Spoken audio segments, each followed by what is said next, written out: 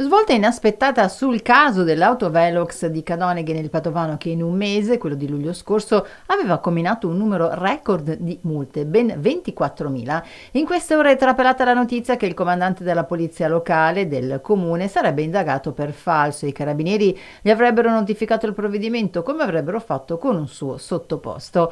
L'attività di indagine coordinata dal pubblico ministero Benedetto Roberti è poi proseguita con una meticolosa perquisizione degli uffici. Sono stati prelevati strumenti informatici e documenti cartacei che ora verranno analizzati con la massima attenzione. La procura ha cominciato ad interessarsi della vicenda subito dopo un attentato che il mese scorso aveva fatto saltare in aria un autovelox lungo la vecchia statale del Santo e ne aveva manomesso un secondo. L'attentato è un evento sul quale sono in corso delle indagini a parte. Nelle scorse settimane erano stati organizzati anche dei sit-in di protesta e ricorsi in massa. Le indagini della procura al momento sono segretate, ma è emerso che il capo d'accusa su cui si lavora sarebbe falso in atto pubblico.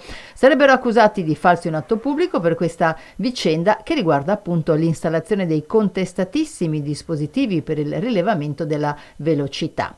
I militari hanno perquisito gli uffici della polizia locale, hanno sequestrato, come detto, documentazione e personal computer, materiale che ora sarà vagliato e valutato. Il sindaco di Cadoneghe, Marco Schiesaro, per ora si è limitato a riferire che la sua fiducia nei carabinieri e nella procura è massima. Si attende l'evolversi delle indagini, ferma invece la sua posizione in cui ribadisce che l'obiettivo della sua amministrazione comunale è quello di azzerare gli incidenti stradali gravi ed evitare di piangere vittime sull'asfalto.